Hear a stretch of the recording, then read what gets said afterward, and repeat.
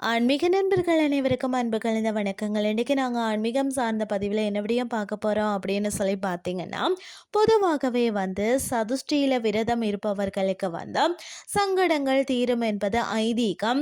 அதிலும் வளர்ப்புறை சதுஷ்டி விரதம் இருப்பவர்களுக்கு ஒரு வருடம் விரதம் இருந்த பலன் அப்படியே கிடைக்கும் என்பதும் நம்பிக்கை. அதாவது பார்த்தீங்கன்னா, முழுமுத கடவுளான விநாயகரை வளர்ப்புறை சதுஷ்டி திதியில் எப்படி நம்ம முறையாக வழிபாடு செய்ய வேணும் அப்படின்னு சொல்லிதான் இன்றைய ஆன்மீகம் சார்ந்த பதிவில் நாங்கள் பார்க்க போறோம்.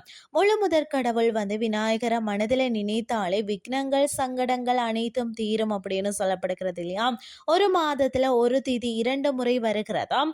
ஒன்று வளர்ப்புறையிலையும் மற்றொன்று தேய்ப்புறையிலையும் வரும். அதாவது வளர்ப்புறை சதுஷ்டி திதி வரும் வேளையில பாத்தீங்கன்னா விநாயகரை முழுமையாக மனதார நினைத்து உணவேதும் உண்ணாமல் விரதம் இருந்த இங்கனம் வழிபாடு செய்து வந்தால் புத்திர பாக்கியம், திருமண யோகம், கல்வியில உயர்வு, தொழில் வளர்ச்சி, குடும்பத்துல ஒற்றுமை, கணவன் மனைவி பிரச்சனை அனைத்தும் தீரும் அப்படின்னு சொல்லப்படுகிறது. உங்களுடைய ஆசைகள் கனவுகளையும் நிறைவேற்றக்கூடியவர் தான் விநாயக பெருமான். ஒவ்வொரு வளர்ப்பிறை சதுஷ்டி அன்றும் காலையில் எழுந்து குளித்து முடித்துட்டு விநாயகருக்கு மலர்களால் அலங்காரம் செய்து வணங்கி பிறகு நீங்கள் வீட்டு கோவிலுக்கு செல்லலாம். காலை முதல் விரதம் முடியும் வரை உணவு எடுத்துக்கொள்ளக்கூடாது. தண்ணீர் கூட நீங்கள் அருந்தக்கூடாது.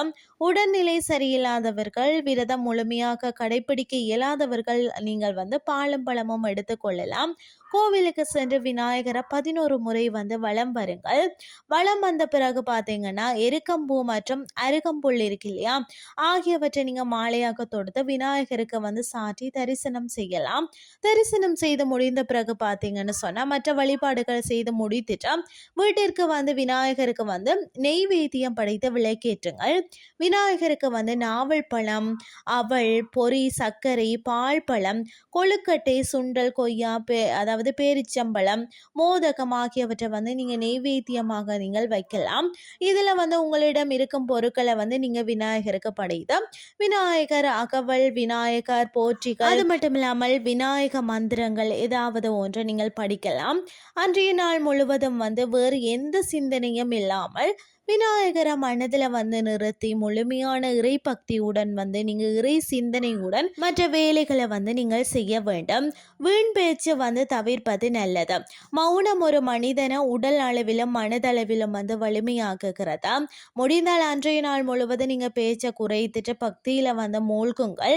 விநாயகருக்கு படைத்த நெய்வேத்திய பொருட்களை மட்டும் இரவு உணவாக எடுத்துக்கொண்டு விரதத்தை முடிப்பது சிறப்பு. இது போல ஒவ்வொரு வளர்ப்புறை சதுஷ்டி திதியிலையும் விநாயகருக்கு விரதம் இருந்து வழிபட்டு கோவிலுக்கு சென்று தரிசனம் செய்து வருபவர்களுக்கு ஒரு நாள் வருடம் விரதம் இருந்த பலன் ஒரே நாள்ல கிடைக்கும் என்பது நியதி. இது போல எல்லா வளர்ப்புறை திதிகள்லையும் தவறாமல் விநாயகருக்கு நீங்க வழிபாட்டு விரதம் இருந்து செய்து வருபவர்களுக்கு வேண்டிய விருப்பங்கள் அனைத்தும் நிறைவேறும் அப்படின்னு சொல்லி கூறப்படுகிறது.